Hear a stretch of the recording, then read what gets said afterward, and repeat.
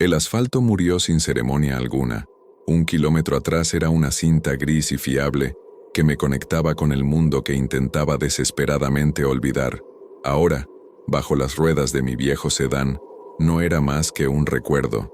La carretera se convirtió en grava, un traqueteo constante que vibraba a través del chasis y se metía en mis dientes, un recordatorio físico de que estaba entrando en un territorio diferente, uno gobernado por leyes más antiguas que el concreto y el acero. Luego, la grava también se rindió, dando paso a un camino de tierra rojiza, 2 surcos profundos flanqueados por una hierba alta y seca que susurraba secretos con cada ráfaga de viento caliente. El polvo se levantaba en una nube densa detrás de mí, una cortina ocre que borraba mi propio pasado, mi punto de retorno. Era exactamente lo que quería. Huía no de la ley, ni de una deuda, sino de algo mucho más implacable, el eco del silencio en un apartamento que antes rebosaba de risas.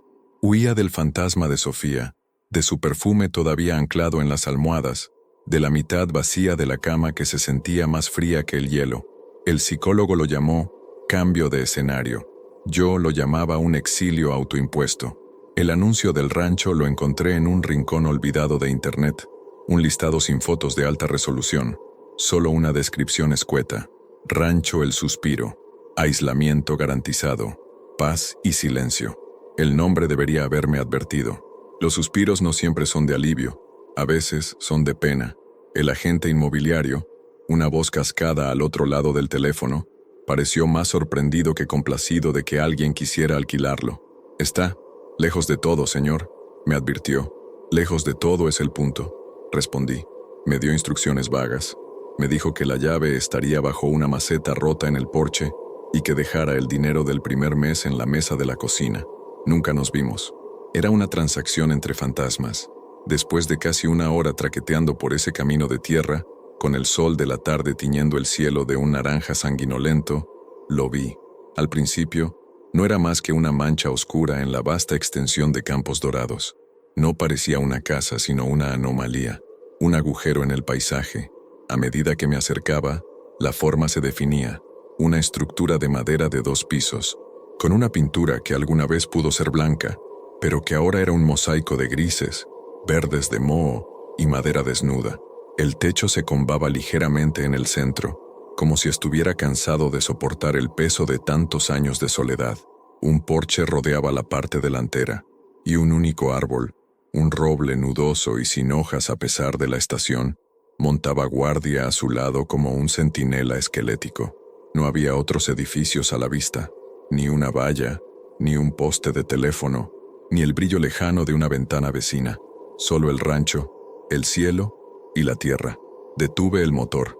El silencio que se abalanzó sobre mí fue casi violento. No era la ausencia de sonido, era una presencia, un peso palpable en el aire que me presionaba los tímpanos. Podía oír el zumbido de mi propia sangre, el latido acelerado de mi corazón.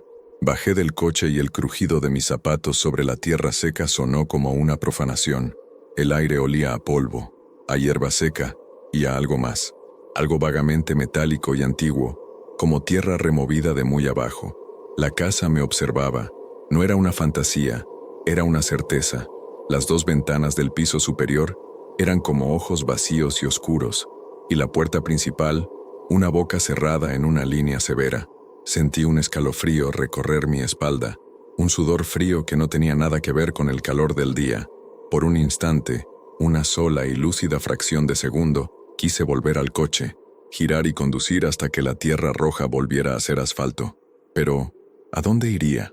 El fantasma que me perseguía en la ciudad era más aterrador que cualquier casa decrépita.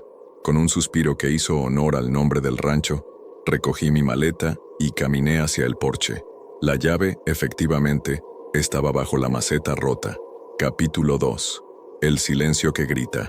La puerta se abrió con un gemido largo y protestón, el sonido de madera vieja rindiéndose. El interior estaba oscuro y olía a cerrado, a polvo de décadas y a la sutil fragancia de la descomposición. Moví un interruptor en la pared y, para mi sorpresa y alivio, una bombilla solitaria y desnuda parpadeó antes de emitir una luz débil y amarillenta sobre la sala principal. El mobiliario era escaso y funcional. un sofá cubierto con una sábana blanca que parecía un sudario, una mesa de centro de madera maciza, una chimenea de piedra negra de hollín. El suelo de tablones anchos crujía bajo cada uno de mis pasos, cada tabla con su propia voz, su propio lamento. Dejé la maleta y comencé el ritual mundano de explorar mi nuevo refugio, un intento de normalizar lo extraño.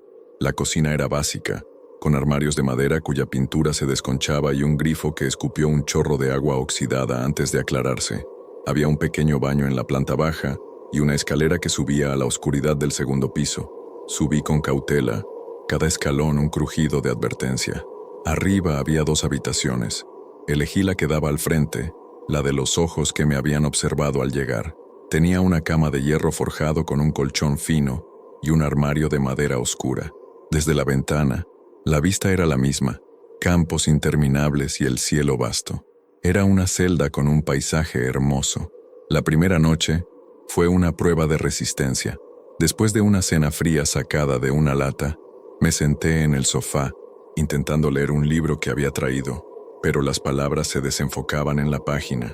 El silencio era mi único compañero, y era un conversador terrible.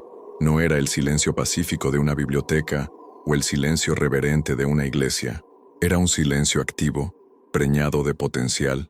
Cada pequeño sonido de la casa, el asentamiento de los cimientos, el zumbido del viejo refrigerador en la cocina, el roce de una rama contra el revestimiento exterior, era amplificado hasta convertirse en un evento dramático. Me encontraba conteniendo la respiración, escuchando, aunque no sabía qué esperaba oír.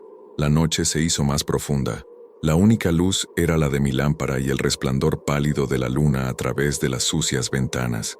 Me sentía como el último hombre en la tierra. La soledad que había anhelado ahora se sentía como un castigo, un vacío que amenazaba con devorarme. Los recuerdos de Sofía, que había intentado dejar atrás, volvían con una fuerza brutal en este silencio. Podía oír su risa en el crujido del suelo, ver su sonrisa en las sombras danzantes que proyectaba la bombilla. El rancho no era un lienzo en blanco, era un espejo que reflejaba el vacío que llevaba dentro. Finalmente, agotado más por la tensión que por el cansancio físico, subí a la habitación. Me metí en la cama sin siquiera quitarme la ropa, deseando la inconsciencia del sueño, pero el sueño no llegaba.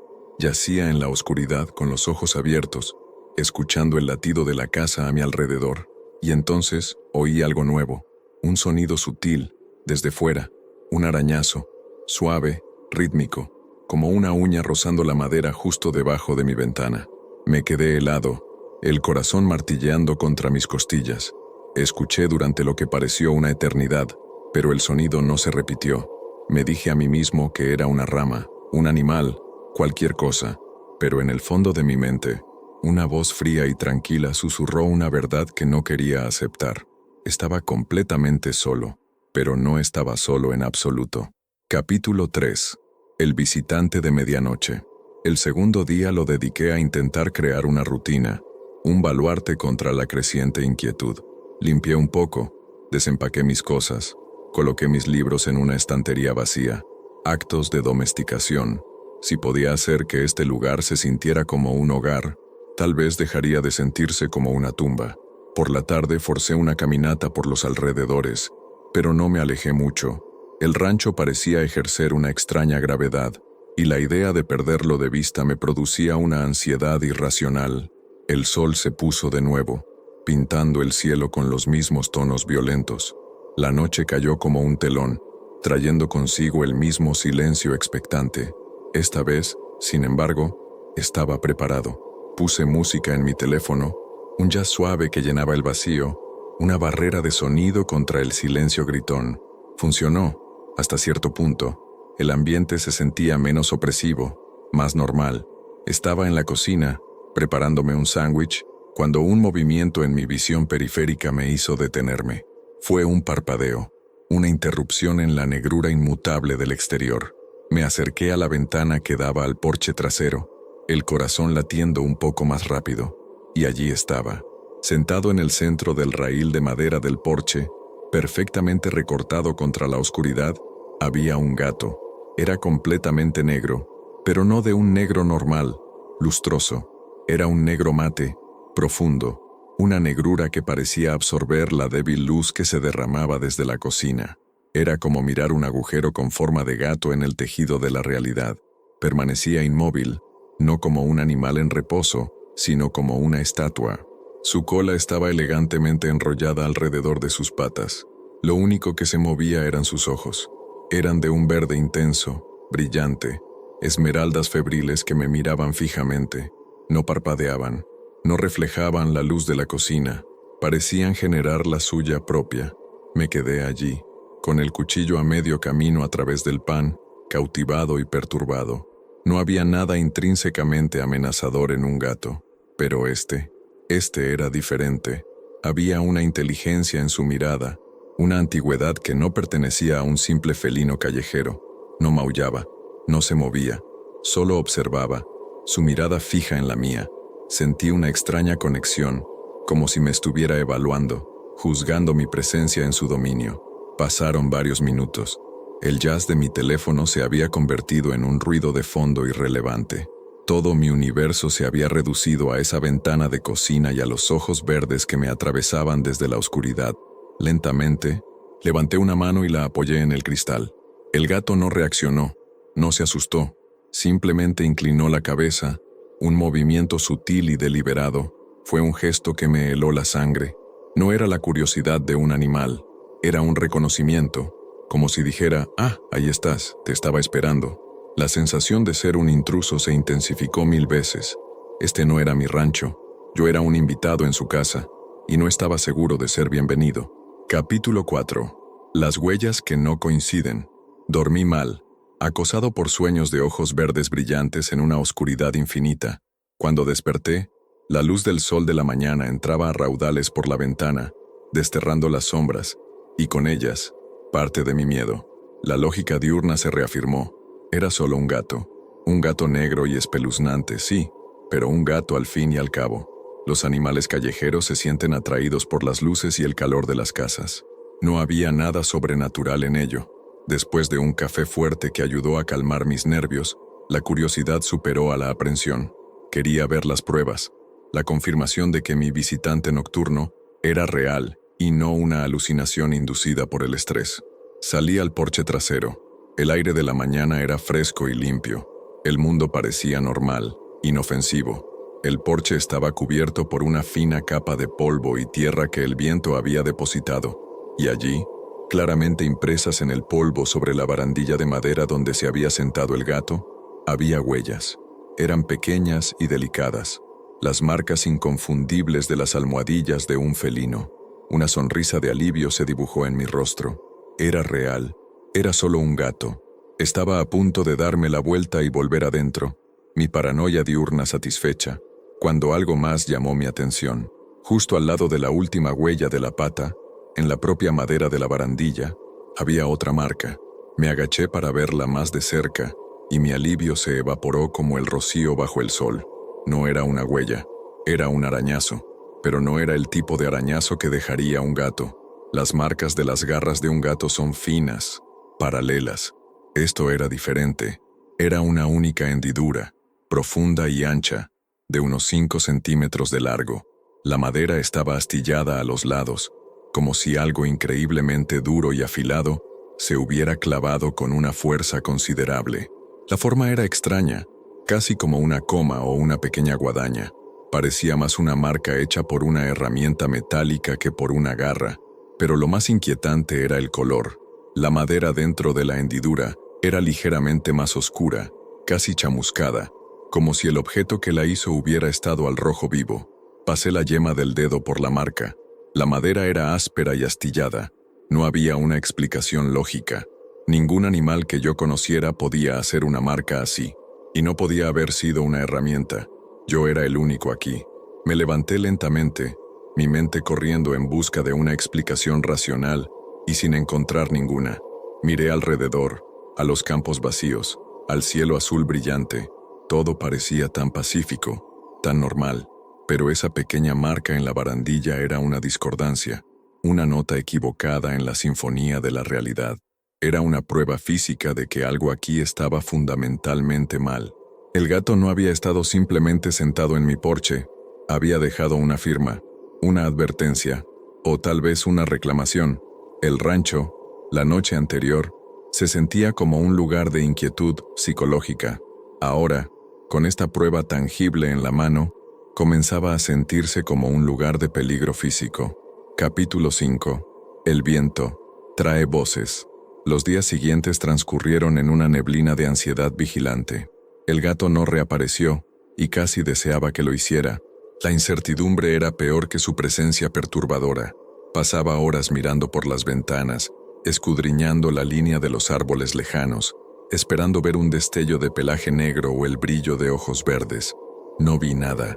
La marca en la barandilla se convirtió en una obsesión. La tocaba cada mañana como un devoto que toca una reliquia, asegurándome de que seguía allí, de que no la había imaginado. Seguía allí, un recordatorio feo y tangible. Traté de seguir con mi plan de desconexión. Intenté escribir, pero las páginas permanecían en blanco. Intenté leer, pero releía las mismas líneas una y otra vez sin absorber nada. El silencio había vuelto, pero ahora estaba cargado con el conocimiento de esa marca. Fue al cuarto día cuando el viento se levantó. Comenzó como una brisa suave, un alivio del calor estancado, pero a medida que avanzaba la tarde, ganó fuerza, aullando alrededor de las esquinas de la casa, haciendo vibrar los cristales de las ventanas. El sonido era constante, un lamento bajo y profundo que parecía venir de la propia tierra. Al principio, lo encontré reconfortante. Era un ruido natural, un sonido que ahogaba el silencio expectante. Salí al porche, aferrándome a la barandilla contra las ráfagas, sintiendo el poder crudo de la naturaleza. Fue entonces cuando lo oí por primera vez. Mezclado con el aullido del viento, hubo otro sonido, un murmullo, tan bajo que al principio pensé que era una ilusión, un truco de mi oído, pero volvió a sonar. No eran palabras claras, sino cadencias, el flujo y reflujo del habla humana. Caminé hasta el borde del porche, entrecerrando los ojos contra el polvo que levantaba el viento. Los sonidos parecían venir de los campos llevados por las corrientes de aire. A veces sonaban como un lamento, un quejido largo y lleno de dolor. Otras veces, como un susurro urgente, conspirador. Me tapé y destapé los oídos. El sonido persistía. No era el viento rozando la hierba. Tenía una cualidad vocal, humana. Mi mente racional luchaba por imponerse. Era pareidolia auditiva, el equivalente sonoro de ver caras en las nubes. Mi cerebro, privado de interacción humana, estaba creando patrones donde no los había. Era una explicación perfectamente lógica, pero no se sentía lógica. Se sentía real. La voz de Sofía se abrió paso en mi memoria. Recordé nuestras conversaciones nocturnas, susurrando en la oscuridad. El recuerdo era tan vívido que por un momento aterrador, pensé que era su voz la que oía en el viento. ¿Me estaba volviendo loco? ¿Era este el verdadero propósito del rancho? Un crisol para mi cordura que se desmoronaba. Me adentré en la casa, cerrando la puerta de golpe contra el viento y sus voces fantasmales. Pero incluso dentro, con las ventanas cerradas, podía oírlo, o creía oírlo. Un murmullo bajo el umbral de la audición, justo en el borde de la percepción. El viento no traía alivio, traía mensajes, y yo tenía el presentimiento aterrador de que, si escuchaba con la suficiente atención, podría empezar a entender lo que decían, y esa era una perspectiva mucho más aterradora que cualquier silencio. Capítulo 6. El guardián del porche. Pasaron 2 días de viento incesante. Las voces fantasmales se convirtieron en un ruido de fondo constante en mi psique, un zumbido de locura potencial que me mantenía al borde. No dormía bien, y mi aislamiento autoimpuesto comenzaba a parecerse más a un encarcelamiento. En la tercera noche después del comienzo del viento, la calma finalmente regresó. El aire se quedó quieto y el silencio que antes me aterraba fue recibido como un viejo amigo. Estaba sentado en el porche, viendo cómo las estrellas comenzaban a aparecer en el cielo de tinta, cuando lo vi. Saliendo de las sombras del roble esquelético, con un andar lento y deliberado, venía el gato negro. Mi corazón dio un vuelco, una mezcla de miedo y una extraña sensación de alivio. Su regreso significaba que no me lo había imaginado. Era real. Cruzó el patio y saltó al porche con una gracia silenciosa. Pero esta vez, no se sentó en la barandilla a observarme. Caminó hacia la puerta principal, se sentó frente a ella y comenzó a lamerse una pata con una indiferencia estudiada. Parecía haber reclamado el lugar como suyo. Su presencia era diferente esta vez, menos acusadora, más establecida. Era como si la primera visita hubiera sido una inspección, y ahora, por alguna razón desconocida, había decidido quedarse. Durante la siguiente hora permanecimos en un extraño armisticio. Yo en mi mecedora, él en su puesto de guardia junto a la puerta. No interactuamos, pero había una conciencia mutua. La curiosidad, un instinto estúpido y peligroso en estas circunstancias, comenzó a apoderarse de mí. Recordé la marca en la barandilla del porche trasero y la dirección en la que parecía apuntar, hacia el viejo granero en el borde de la propiedad, una estructura que no me había atrevido a explorar. Me levanté lentamente. El gato dejó de lamerse la pata al instante. Sus ojos verdes se clavaron en mí. Di un paso hacia las escaleras del porche, en dirección al granero. Un gruñido bajo y vibrante emanó del gato. No era un sonido fuerte, pero tenía una profundidad que parecía imposible para un animal de su tamaño. Me detuve. El gato aplanó las orejas contra su cráneo. Su cuerpo se tensó, un resorte negro a punto de estallar. La cola, que antes estaba relajada, ahora se movía de un lado a otro como un látigo. El mensaje era inequívoco. No vayas allí. Di un paso atrás, volviendo a la seguridad de mi silla. El gato relajó inmediatamente su postura. El gruñido cesó. Reanudó su acicalamiento como si nada hubiera pasado. Lo intenté de nuevo, esta vez moviéndome más rápido. El resultado fue más dramático. El gato se puso de pie de un salto, con el lomo arqueado y el pelaje erizado. Emitió un silbido agudo y vicioso, mostrando unos dientes blancos y afilados que parecían demasiado grandes para su boca. Estaba claro que no era una sugerencia, era una orden. El gato no era solo un visitante, era un guardián, y no me estaba guardando a mí de algo. Me estaba impidiendo llegar a algo. El papel del felino en este drama silencioso acababa de cambiar drásticamente. No era un presagio de maldad, parecía ser el carcelero de una, y eso implicaba una pregunta mucho más aterradora. ¿Qué había en ese granero que necesitaba un guardián tan formidable y extraño? Capítulo 7. Lo que susurran los antiguos dueños. La revelación del gato como guardián me dejó con una nueva capa de ansiedad. Ahora la casa no solo se sentía embrujada, sino que también tenía zonas prohibidas. Los días siguientes, evité conscientemente mirar hacia el granero. El gato, a quien ahora llamaba mentalmente centinela, mantenía su vigilia. A veces desaparecía durante horas, pero siempre regresaba a su puesto en el porche, un recordatorio silencioso de los límites que no debía cruzar. Impulsado por una necesidad desesperada de respuestas, decidí que si no podía explorar el exterior, exploraría el interior. Comencé una búsqueda sistemática de la casa, buscando cualquier cosa que los dueños anteriores pudieran haber dejado atrás. La mayor parte de la casa estaba vacía de personalidad, solo muebles viejos y polvo. Pero en el pequeño estudio de la planta baja, detrás de una fila de libros de contabilidad agrícola sin interés, encontré un armario empotrado que no había notado antes. La puerta estaba atascada, pero con un poco de fuerza, cedió con un crujido.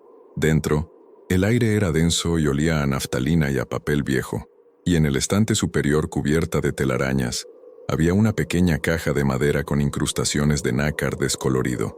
Mi corazón latió con fuerza. Con cuidado bajé la caja y la llevé a la luz. No estaba cerrada con llave. Dentro había un fajo de cartas, atadas con una cinta de seda azul que se deshizo en polvo al tocarla. Las cartas estaban escritas con una caligrafía elegante y fluida, la tinta desvanecida a un marrón pálido. La primera estaba fechada en 1923. Comencé a leer. Eran de una mujer llamada Elara a su hermana, que vivía en la ciudad. Al principio, las cartas eran mundanas, describiendo la vida en el rancho, las cosechas, el clima. Pero a medida que avanzaba, el tono cambiaba. Elara comenzó a escribir sobre su marido, Daniel, y su creciente extrañeza. Daniel pasa demasiado tiempo cerca del viejo pozo del granero, escribió en una carta. Dice que oye cosas, susurros que suben de la tierra. Yo no oigo nada, pero veo la sombra en sus ojos. Un escalofrío me recorrió. Susurros que suben de la tierra, como las voces en el viento, En cartas posteriores, el miedo de Elara era palpable. La sombra ya no está solo en sus ojos, hermana. A veces la veo moverse por la casa, una mancha de oscuridad que el sol no puede tocar. Se lleva el calor de las habitaciones. Daniel dice que es nuestra protectora, que la tierra exige un respeto. Yo creo que nos está consumiendo. Y entonces llegó la mención que hizo que se me erizara el vello de la nuca. Nuestro único consuelo es Azrael, nuestro gato. Un alma vieja en un cuerpo de pantera. Es extraño. Parece saber dónde estará la sombra.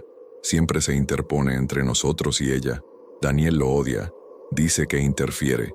Yo creo que es lo único que mantiene a esa cosa a raya.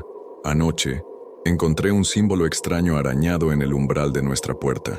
Daniel se enfureció, pero yo sentí una calma que no había sentido en meses. Creo que fue Azrael.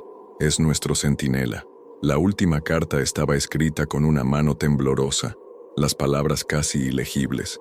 Daniel ha abierto el pozo. Dice que ha llegado el momento de hacer una ofrenda. Ha encerrado a Azrael en el estudio. Hermana, si no recibes más noticias mías, sabe que te quise. No dejes que nadie venga a este lugar. La tierra tiene hambre. No había más cartas. Sostuve el frágil papel en mis manos temblorosas. Todo encajaba. La sombra, los susurros, el pozo en el granero y el gato negro. Azrael, centinela. No era una reencarnación, me dije, tratando de aferrarme a la lógica. Pero la coincidencia era demasiado monstruosa. La historia se estaba repitiendo, y yo estaba viviendo en la misma casa, caminando por los mismos pasillos, con la misma sombra acechando en la periferia, y el mismo guardián montando guardia en mi puerta. Capítulo 8. Sombras en el rabillo del ojo. Después de leer las cartas de Elara, la atmósfera del rancho cambió de ser vagamente amenazante a activamente hostil.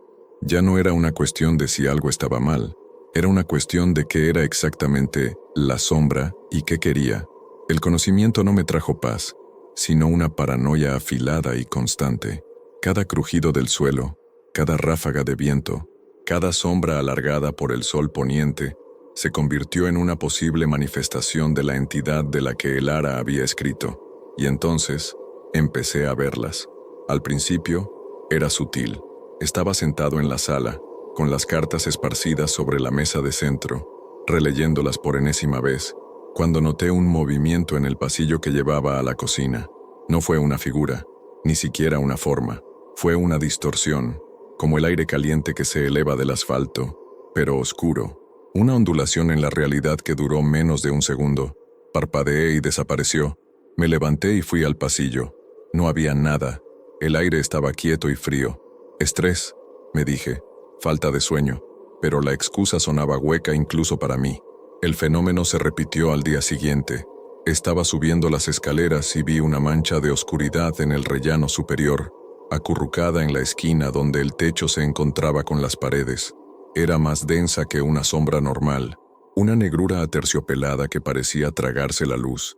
Aparté la vista por un instante para asegurar mi pie en el siguiente escalón, y cuando volví a mirar, ya no estaba. Estos avistamientos se hicieron más frecuentes y audaces. Una sombra que se deslizaba por la pared de mi habitación mientras intentaba dormir. Una figura oscura y fugaz que pasaba por delante de una ventana exterior. Nunca podía mirarlas directamente. Siempre estaban en el rabillo del ojo, en la periferia de mi visión. Eran como tímidos depredadores, probando mis defensas, midiendo mi miedo. Empecé a sentir su presencia de otras maneras. Había puntos fríos en la casa, zonas donde la temperatura bajaba drásticamente sin ninguna razón. Podía estar caminando por la sala y de repente atravesar una bolsa de aire gélido que me ponía la piel de gallina. Elara había escrito sobre ello. Se lleva el calor de las habitaciones. También había un olor, un aroma débil y ocasional que no podía identificar. Era terroso y metálico, como el de las cartas, pero con un matiz dulzón y nauseabundo de descomposición. El centinela parecía sentir estas presencias tanto como yo. A menudo, mientras estaba sentado en el porche, su cabeza se giraba bruscamente para mirar una ventana vacía. A veces, emitía un gruñido bajo y profundo dirigido a una esquina vacía de la casa. Era mi canario en la mina de carbón, confirmando que no me estaba volviendo loco. Estábamos juntos en esto, el hombre y la bestia, asediados por un enemigo invisible. La casa ya no se sentía como mi refugio temporal, se sentía como un campo de batalla, y yo sentía que la sombra, la entidad, estaba ganando terreno, filtrándose a través de las grietas de la realidad, y que las visiones periféricas eran solo el comienzo. Era la vanguardia de un horror que aún no se había revelado por completo. Capítulo 9. El granero prohibido. Mi vida en el rancho se redujo a un pequeño triángulo de existencia: la casa, el porche y el camino hacia el buzón. El granero se alzaba en la distancia, una silueta ominosa que representaba todo lo que temía, y a la vez, todo lo que necesitaba desesperadamente entender. Las cartas de Elara y la vigilancia del centinela lo habían convertido en el epicentro de mi miedo. Sabía que el pozo estaba allí. Sabía que era la fuente. Cada día, la tentación de desafiar la advertencia del gato crecía. La ignorancia era una forma de tortura. ¿Qué era peor? Vivir con el miedo a lo desconocido o enfrentarse al horror de frente. Una tarde particularmente tranquila, con el centinela dormitando bajo el sol en el porche, tomé una decisión estúpida e impulsiva. Decidí que solo iría a echar un vistazo. No entraría, solo me acercaría. Con el corazón en la garganta, bajé las escaleras del porche por el lado opuesto a donde estaba el gato. Me moví con un sigilo que me habría parecido ridículo una semana antes. El gato levantó la cabeza al instante. Sus ojos verdes se clavaron en los míos. No se movió, solo observó. Interpreté su quietud como un permiso tácito, una estupidez monumental de mi parte. Comencé a caminar por la hierba alta y seca hacia el granero. Cada paso era un crujido ruidoso en el silencio. Sentía los ojos del gato en mi espalda. La estructura se hacía más grande y decrépita a medida que me acercaba. Las paredes de madera estaban grises y combadas por el tiempo. Faltaban varias tejas en el techo, dejando agujeros oscuros que parecían ojos ciegos. Un olor a humedad y descomposición emanaba de él, diferente al olor limpio de la tierra. Cuando estaba a unos 10 metros de la gran puerta doble, el centinela actuó. No se movió hacia mí. Hizo algo mucho más inquietante. Se levantó, caminó hasta el borde del porche y emitió un silbido agudo y penetrante. No hacia mí, sino hacia el granero. Era un sonido de desafío, una declaración de territorio. Ignoré la advertencia, mi obstinación superando mi miedo. Llegué a las puertas. Eran enormes, de madera maciza reforzada con herrajes de hierro oxidados, y estaban cerradas. Una cadena gruesa y oxidada las mantenía unidas, asegurada por un candado del tamaño de mi puño. La cadena no parecía vieja, era más nueva que el resto de los herrajes, aunque el óxido ya la estaba reclamando. Alguien, en algún momento después de Elara, había querido asegurarse de que estas puertas permanecieran cerradas, o que lo que fuera que estuviera dentro permaneciera dentro. Pasé mis dedos por la madera áspera. Estaba fría al tacto. A pesar del sol de la tarde, puse mi oído contra una de las grietas. No oí nada, ni el viento, ni los insectos, ni el crujido de un edificio viejo. Solo un silencio absoluto, denso. De repente, un fuerte ¡bang! Resonó desde el interior del granero, tan fuerte que salté hacia atrás y caí al suelo. Sonó como si algo inmensamente pesado hubiera sido arrojado contra la puerta desde dentro. Mi corazón se detuvo. Miré hacia el porche. El centinela estaba de pie, con el lomo arqueado, mirando fijamente el granero. No parecía sorprendido. Parecía estar esperando algo así. Me levanté, tropezando hacia atrás, sin apartar la vista de las puertas, esperando que se abrieran de golpe, pero todo volvió a quedar en silencio. Un silencio que ahora era 1000 veces más aterrador que antes. Corrí sin mirar atrás, con el sonido de mi propia respiración jadeante en mis oídos, hasta que tropecé con los escalones del porche y me derrumbé, a salvo, dentro del territorio del guardián. El granero ya no era una curiosidad, era una tumba, y algo acababa de despertar dentro. Capítulo 10. La noche en que la luz se apagó. El terror del golpe en la puerta del granero me mantuvo prisionero en la casa durante 2 días. No me atrevía a salir, ni siquiera al porche. El centinela mantenía su vigilia, una silueta negra y tranquilizadora, contra un mundo que se había vuelto hostil. La noche del tercer día, el cielo se oscureció prematuramente. Nubes de tormenta de un color morado oscuro se acumularon en el horizonte, devorando la luz del día. El aire se volvió pesado, cargado de electricidad. La tormenta llegó con una furia repentina y primitiva. El primer trueno sonó como una grieta en el cielo, seguido de un relámpago que iluminó el paisaje en un negativo fantasmal por un instante. Luego vino la lluvia, no gotas, sino una cortina de agua sólida que golpeaba el techo y las ventanas con la fuerza de 1.000.000 de puños. El viento aullaba, las voces fantasmales regresaban, esta vez gritando en una cacofonía de furia. Yo estaba en la sala, con todas las luces encendidas, un intento patético de mantener a raya la oscuridad que se agolpaba en las ventanas. El centinela, por primera vez, había entrado en la casa. Lo había encontrado sentado junto a la puerta principal cuando la tormenta se desató, y cuando abrí, entró sin dudarlo, sacudiendo el agua de su pelaje oscuro. Ahora estaba acurrucado en una bola tensa sobre la alfombra, pero sus ojos estaban abiertos, vigilantes. Entonces, con un zumbido y un chasquido, sucedió lo inevitable. Las luces parpadearon 1, 2 veces, y luego se apagaron. Un thump final del viejo refrigerador en la cocina, y luego la oscuridad. Una oscuridad absoluta, total, solo rota por los destellos intermitentes de los relámpagos. El sonido de la tormenta parecía 10 veces más fuerte ahora, el único ancla en un mar de negrura. Mi respiración era un sonido áspero en mi propia garganta, y entonces, por encima del rugido de la lluvia y el viento, oí un nuevo sonido: thump, arrastre, thump, arrastre. Venía de fuera. Era el sonido de pasos, pesados, desiguales, como si alguien con una pierna mala estuviera caminando lentamente, deliberadamente, alrededor de la casa.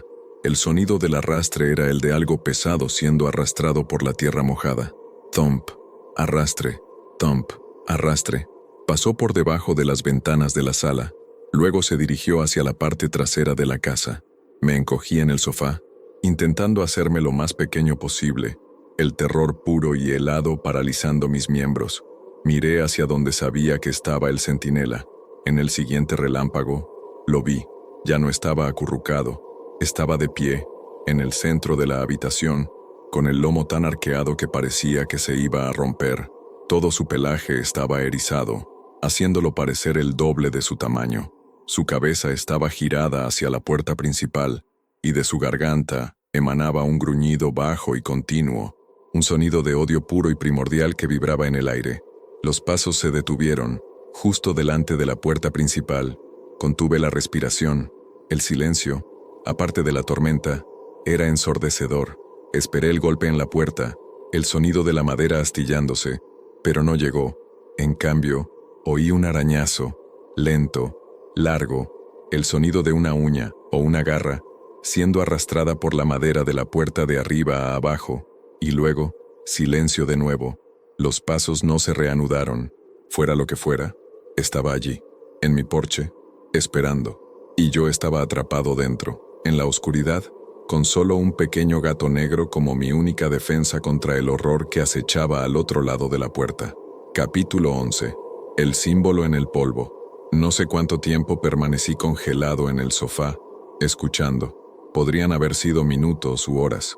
El tiempo perdió todo significado, reducido a una sucesión de latidos aterrorizados de mi corazón y el rugido de la tormenta. La presencia en el porche era una certeza abrumadora, una presión contra la puerta que podía sentir en mis huesos. El centinela no se movió de su postura de combate, su gruñido un mantra constante contra la oscuridad. Finalmente, agotada, la tormenta comenzó a amainar. La lluvia se convirtió en un goteo, el viento en un suspiro, y con la primera luz gris del amanecer filtrándose por las ventanas, la sensación de presencia en el porche se desvaneció. Se había ido. La electricidad no volvió. El silencio en la casa era denso. El centinela finalmente relajó su postura, sacudió su pelaje y caminó hacia un rincón para empezar a lamerse, como si acabara de terminar una tarea rutinaria. Yo, sin embargo, estaba temblando, empapado en un sudor frío. Esperé hasta que el sol estuvo completamente arriba, necesitando el coraje de la plena luz del día, antes de atreverme a acercarme a la puerta principal. Con una mano temblorosa, descorrí el cerrojo y la abrí una rendija. No vi nada. La abrí por completo. El porche estaba cubierto de hojas mojadas y ramas pequeñas que la tormenta había arrancado. No había huellas visibles en el barro, ni rastro de quién o qué había estado allí. Sentí una oleada de duda. ¿Lo había imaginado todo? ¿Una alucinación febril provocada por el miedo y la oscuridad? Estaba a punto de cerrar la puerta, de atribuirlo todo a mi mente fracturada, cuando lo vi. En el centro del porche, justo delante del umbral, había una zona donde las hojas y los escombros habían sido apartados, y en la fina capa de polvo y polen húmedo que cubría la madera, había un dibujo, un símbolo. Me arrodillé, sin importarme la humedad. Era grande, de casi 1 metro de diámetro. No estaba grabado, sino trazado con una precisión increíble en el polvo. Era un círculo, y dentro del círculo, una figura compleja. 3 líneas afiladas y verticales, como garras, cruzaban el círculo. De la parte superior de cada línea brotaba una espiral, como un cuerno de carnero. Era a la vez geométrico y orgánico, un diseño de una extrañeza perturbadora, y sin embargo, extrañamente equilibrado, y lo reconocí al instante. El aliento se me atascó en la garganta.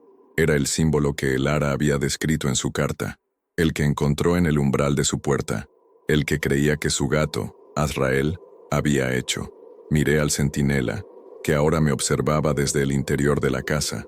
Sus ojos verdes parecían contener una sabiduría antigua. No había duda en mi mente. Él había hecho esto.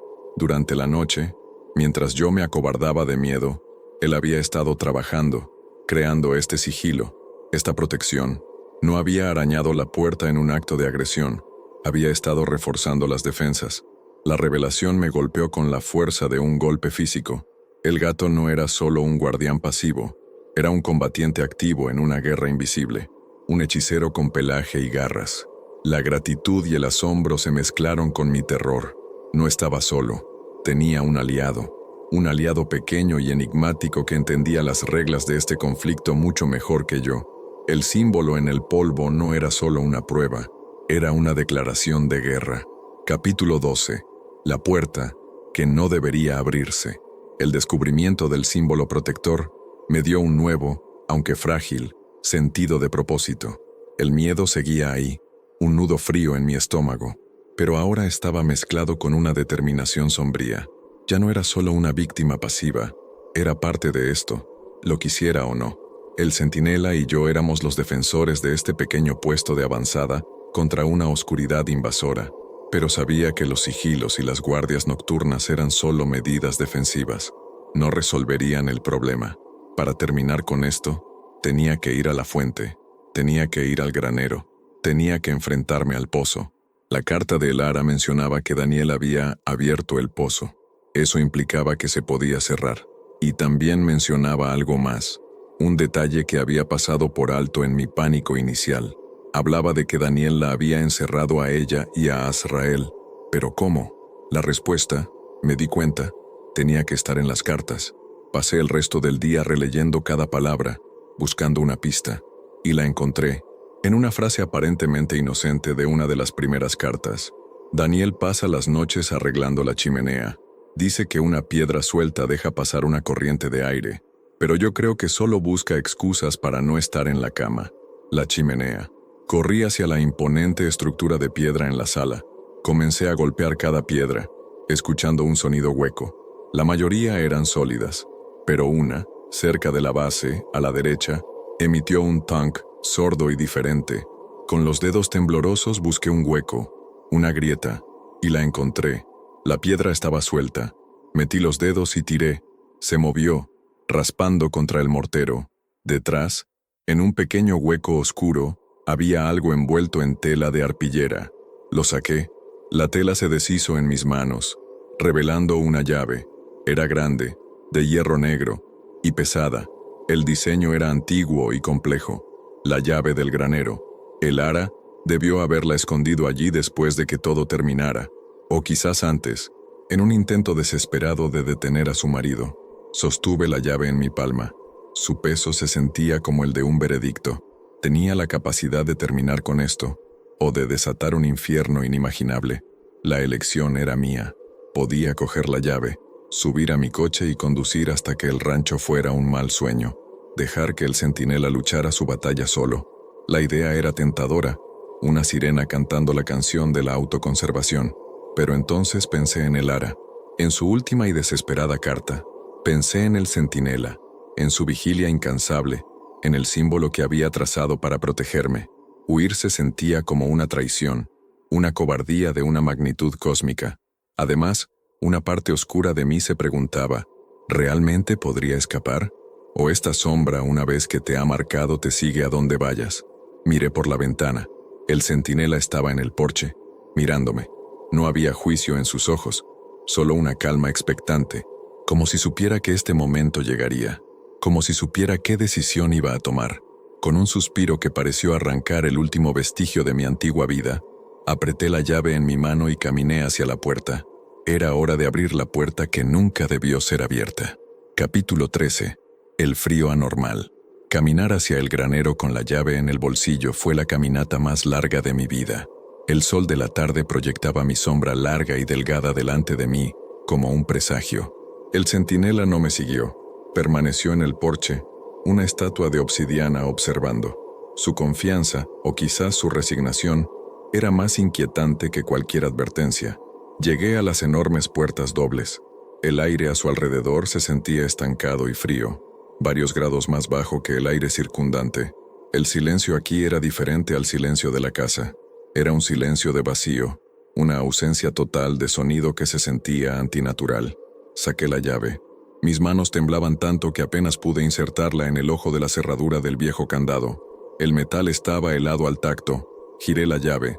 El mecanismo interno protestó con un chirrido metálico y luego un clac satisfactorio y aterrador. El candado se abrió. Con un esfuerzo, lo quité y desenrosqué la pesada cadena, que cayó al suelo con un estruendo que sonó como un sacrilegio en el silencio. Las puertas estaban ahora libres. Apoyé mis manos en la madera áspera. Estaba fría, húmeda, a pesar del día seco. Respiré hondo, el aire frío llenando mis pulmones, y empujé. Las bisagras gimieron como almas en pena. Las puertas se abrieron lentamente, revelando la oscuridad del interior, y con la oscuridad vino una ola de algo más. No fue un olor, fue una sensación, un frío que no se parecía a ningún frío que hubiera experimentado. No era el frío del invierno o de un congelador, era un frío muerto, un frío de cripta, un frío que parecía venir de un lugar donde el calor nunca había existido. Se aferró a mi piel, se filtró a través de mi ropa y se hundió en mis huesos. Era un frío que llevaba consigo una emoción, una desesperación absoluta, una tristeza tan profunda y vasta que amenazaba con ahogarme. Me tambaleé hacia atrás jadeando, el aliento formando una nube de vaho frente a mi cara a pesar del calor de la tarde. El interior del granero era una mancha de negrura impenetrable. La luz del sol parecía detenerse en el umbral, temerosa de entrar. El silencio desde dentro era tan profundo que hacía que mis oídos zumbaran. Era como estar al borde de un abismo, no de espacio, sino de la nada. Instintivamente saqué mi teléfono y encendí la linterna. El haz de luz blanca pareció débil, anémico, mientras lo apuntaba hacia la oscuridad. Cortó la negrura, pero no la disipó. Era como si la oscuridad tuviera sustancia, peso, y la luz luchara por atravesarla. Lentamente, di un paso a través del umbral. El frío se intensificó, quemando mi piel. El silencio se hizo más profundo, absorbiendo el sonido de mis propios pasos. Estaba dentro. La puerta de la tumba estaba abierta, y yo había entrado voluntariamente. Capítulo 14. Lo que vive en la oscuridad. El haz de mi linterna se deslizaba sobre escenas de abandono y decadencia. Viejas herramientas agrícolas colgaban de las paredes como esqueletos de insectos. Un tractor oxidado yacía en un rincón, cubierto de telarañas tan gruesas que parecían sudarios. El polvo lo cubría todo, una gruesa capa gris que amortiguaba cualquier posible eco. Pero mi atención no estaba en los restos de la vida agrícola, estaba en el centro del granero. Allí, exactamente como lo había imaginado a partir de las cartas de El Ara, estaba el pozo. Era una estructura circular de unos 2 metros de diámetro, construida con grandes piedras grises y desiguales. Se elevaba a casi 1 metro del suelo de tierra. No parecía un pozo de agua, sino un altar o una tumba, y estaba cubierto. Una enorme losa circular de madera, oscura y veteada por la edad, sellaba la abertura. Estaba asegurada en su lugar por 4 pesadas barras de hierro que se extendían desde los bordes de la losa hasta el suelo del granero, ancladas con pernos oxidados.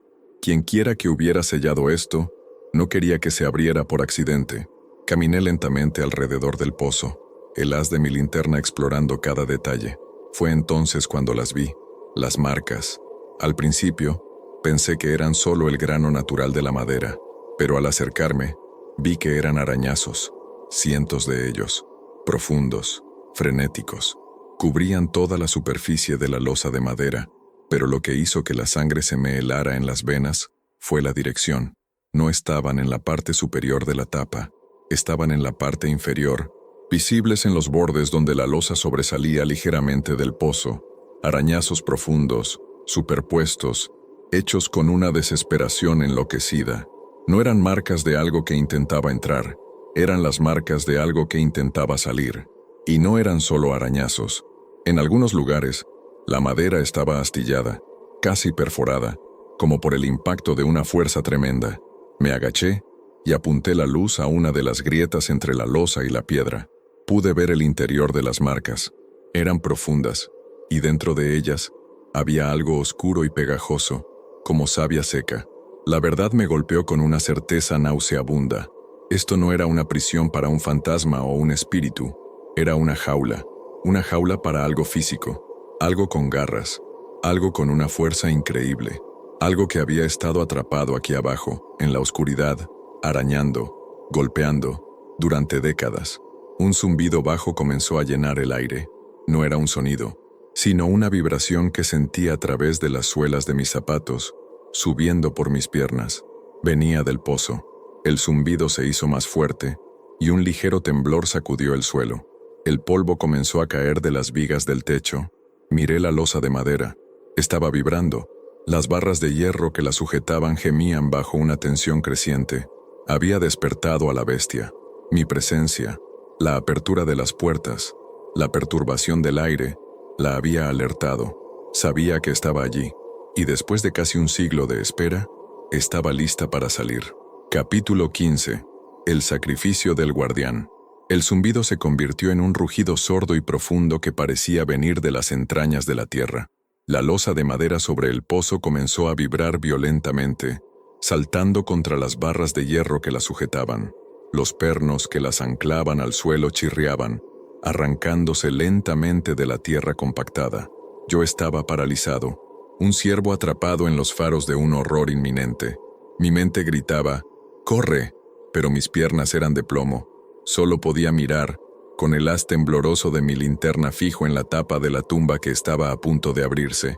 Con un crujido ensordecedor de metal y madera, una de las barras de hierro se soltó, saltando por los aires y golpeando la pared del granero con un estruendo metálico. La losa se inclinó precariamente. Luego otra barra cedió, y otra. La última se dobló con un gemido patético. La losa de madera, ahora libre, levitó por un instante, suspendida a medio metro sobre la boca del pozo por una fuerza invisible, y luego fue arrojada a un lado como si fuera de cartón, estrellándose contra el viejo tractor y partiéndose en dos. La boca del pozo estaba abierta. Un silencio antinatural cayó sobre el granero. El zumbido cesó. El temblor se detuvo. De la abertura negra y circular no surgió ninguna criatura monstruosa. En su lugar, comenzó a derramarse una oscuridad. No era la ausencia de luz, era una sustancia, una negrura aceitosa y palpitante que fluía por los bordes del pozo como alquitrán espeso. Se extendió por el suelo, devorando la luz de mi linterna, matando el color y la textura de todo lo que tocaba. El frío se intensificó hasta volverse doloroso, y el olor a tierra de tumba y a descomposición dulce llenó el aire, haciéndome sentir náuseas. La sombra de Elara no era un fantasma, era una cosa, una entidad de pura negrura y malicia. La oscuridad se agrupó en el centro del suelo, comenzando a elevarse, a tomar una forma vagamente humanoide, pero inestable, ondulante. Estaba perdido. Este era el fin. Cerré los ojos, esperando el toque helado que me consumiría. Pero en lugar de eso, oí un silbido, un chillido agudo y furioso que cortó el silencio. Abrí los ojos. Una mancha negra pasó volando junto a mi cabeza. El centinela. Había entrado en el granero, un rayo de medianoche contra la penumbra. No corrió hacia mí. Corrió directamente hacia la forma ascendente de la oscuridad, pero no la atacó. Justo cuando llegó al borde de la negrura que se extendía, saltó. Un salto increíblemente alto y arqueado que lo llevó directamente sobre la boca abierta del pozo. Por un instante, se quedó suspendido en el aire, una silueta negra contra una negrura aún más profunda. Y entonces, en lugar de caer, pareció entregarse. Se dejó caer directamente en el abismo. En el momento en que su pequeño cuerpo cruzó el umbral del pozo, ocurrió lo imposible. Capítulo 16. El último ronroneo. No hubo un sonido, pero sentí una explosión en mi cráneo, un destello de luz negativa, una onda de choque de puro silencio que me arrojó hacia atrás. Caí al suelo, mi linterna rodando por el polvo. Por un instante, el granero se iluminó, no con luz, sino con su opuesto exacto, una blancura cegadora y vacía que no revelaba nada, sino que lo borraba todo. La forma de oscuridad que se había estado formando sobre el suelo gritó. No fue un sonido que se pudiera oír con los oídos, fue un chillido psíquico de agonía y rabia que resonó directamente en mi mente. La sustancia negra fue absorbida hacia atrás, succionada hacia la boca del pozo con una velocidad increíble, como una película en reversa. Desapareció en el abismo con un vórtice final y silencioso. El frío se disipó al instante. El olor nauseabundo se desvaneció. La pesada presión en el aire desapareció. Y entonces, la luz de mi linterna, que yacía en el suelo, pareció brillar 2 veces más fuerte que antes, iluminando un granero que ahora estaba simplemente viejo y polvoriento. El horror se había ido, pero el centinela también. Me levanté, temblando, y me acerqué con cautela al pozo. Miré hacia abajo. No vi un abismo sin fondo, ni una negrura palpitante. Vi el fondo de un pozo seco, a unos 10 metros de profundidad, lleno de rocas y tierra, y allí, en el fondo, inmóvil, había una pequeña mancha de pelaje negro. Mi corazón se encogió. Había entendido mal. No se había sacrificado para sellar a la bestia. Se había sacrificado para destruirla y se había llevado a sí mismo con ella. Estaba a punto de darme la vuelta, con una sensación de pérdida y victoria hueca, cuando oí un sonido, un arañazo. Venía del borde del pozo. Me arrodillé y miré. 2 pequeñas patas delanteras con las garras extendidas se aferraban al borde de piedra, y luego, con un esfuerzo que pareció costarle todo, apareció una cabeza negra. El centinela se arrastró sobre el borde y se derrumbó en el suelo del granero, temblando. Corrí hacia él. Estaba cubierto de polvo y parecía agotado, más allá de todo límite, pero estaba vivo. Me arrodillé a su lado, sin atreverme a tocarlo. Abrió los ojos. El verde brillante se había atenuado a un color musgo cansado. Me miró, y por primera vez, no vi a un guardián antiguo ni a un hechicero. Vi simplemente a un gato, uno muy, muy viejo y muy cansado. Extendió una pata y la apoyó en mi mano. Estaba cálido. Y entonces un sonido débil y vibrante comenzó en su pecho. Un ronroneo suave, entrecortado, casi un estertor. Ronroneó durante unos 10 segundos, sus ojos fijos en los míos. Y luego, el sonido se detuvo. Sus ojos se quedaron vidriosos. Su cabeza se apoyó en mi mano, y su cuerpo se quedó quieto. El último ronroneo había sido una despedida, una declaración de misión cumplida. El guardián finalmente podía descansar. Capítulo 17. El amanecer del silencio. Sostuve el cuerpo inmóvil y todavía cálido del centinela en mis brazos durante mucho tiempo, arrodillado en el polvo del granero ahora silencioso. Las lágrimas corrían por mi rostro, lágrimas no solo de pena, sino de una abrumadora gratitud y asombro. Esta pequeña criatura, este ser enigmático, me había salvado. Había salvado a este pedazo de tierra de un mal que había estado supurando durante casi un siglo. Con un cuidado infinito, lo levanté y lo saqué del granero, parpadeando ante la luz del atardecer que ahora parecía increíblemente brillante y hermosa. El aire era ligero, la presión se había ido. No podía simplemente dejarlo. Merecía algo mejor. Encontré una pala vieja apoyada contra la pared de la casa, y bajo el roble esquelético, el centinela silencioso del rancho, comencé a cavar. El trabajo físico fue un bálsamo. Cada palada de tierra era un acto de respeto, un ritual de despedida. Cavé una tumba profunda y ordenada. Luego volví a la casa y busqué en mi maleta la única cosa suave y limpia que tenía, una camiseta de algodón que había pertenecido a Sofía. Con una delicadeza reverente, envolví el pequeño cuerpo del gato en la tela y lo coloqué en el fondo de la tumba. Lo cubrí con tierra, mi corazón pesado con cada palada.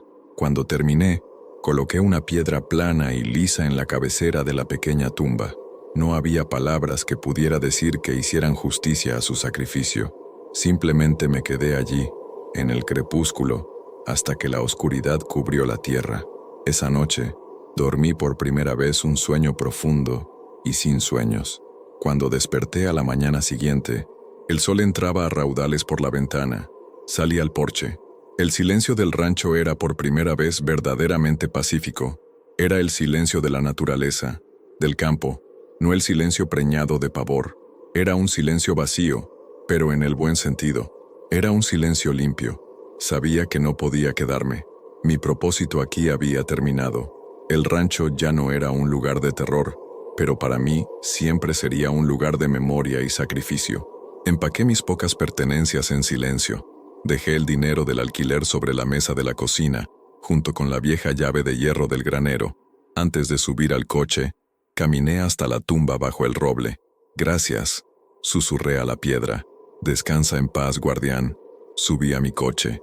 Arranqué el motor y me alejé por el camino de tierra, levantando una nube de polvo detrás de mí. En el espejo retrovisor, vi el rancho hacerse más y más pequeño, hasta que no fue más que una mancha oscura en el paisaje, y luego desapareció, pero sabía que nunca lo olvidaría. Llevaba su marca en mi alma. Capítulo 18. Una sombra en la ciudad. Pasaron 6 meses. La vida volvió a una apariencia de normalidad. Volví a mi apartamento en la ciudad, a mi trabajo, a la rutina del ruido y las multitudes.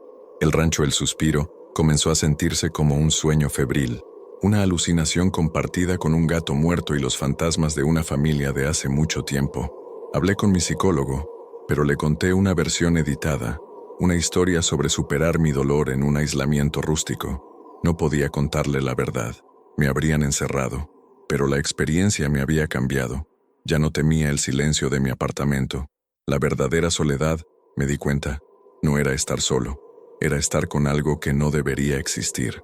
El recuerdo de Sofía seguía doliendo, pero ya no era un fantasma que me perseguía. Era un recuerdo cálido, una parte de mí. El rancho, a su manera extraña y terrible, me había curado. Me sentía seguro. El mal había sido contenido, destruido. La historia había terminado, o eso creía yo. Una noche de martes, volvía a casa tarde del trabajo. La ciudad estaba viva con sus luces de neón y el murmullo del tráfico. Subí en el ascensor hasta mi piso, el 7º. El pasillo estaba silencioso y tenuemente iluminado como siempre. Caminé hacia la puerta de mi apartamento, la 7B, buscando las llaves en mi bolsillo. Y entonces me detuve. En mi felpudo, un simple rectángulo de fibra de coco que decía «Bienvenido». Había algo pequeño y negro. Al principio pensé que era una hoja grande o un trozo de basura que el viento había arrastrado. Me agaché para recogerlo. No era una hoja, era una pluma de cuervo, larga y de un negro iridiscente. Era hermosa, pero mi corazón comenzó a latir con una fuerza sorda y familiar. La sostuve entre mis dedos y sentí el frío. No era el frío normal de un objeto inanimado. Era un frío profundo, penetrante, un frío antinatural, un frío que yo conocía muy bien. Era el frío del granero, el frío del pozo. El aliento se me heló en los pulmones. Dejé caer la pluma como si quemara. Retrocedí lentamente de mi propia puerta. Mis ojos recorrieron el largo pasillo, escudriñando las sombras junto a las otras puertas. La oscuridad al final, cerca de la escalera de incendios. El pasillo estaba vacío. No había nada, pero la sensación estaba de vuelta. la sensación de ser observado, la presión en el aire, la certeza de una presencia que no pertenecía a este mundo. La batalla no había terminado en el rancho. La entidad no había sido destruida, había sido derrotada, desterrada, pero no aniquilada. Y de alguna manera después de todo este tiempo me había encontrado. O tal vez nunca me había perdido de vista. Estaba aquí, en mi edificio, en mi piso, esperando. Me di cuenta, con una oleada de terror tan profundo que me robó el aire, de que mi papel en esta historia no había terminado. No era el superviviente que escapó, era el hombre que la había liberado. Y ahora, la sombra había venido a reclamarme. Y esta vez, no había ningún guardián para protegerme.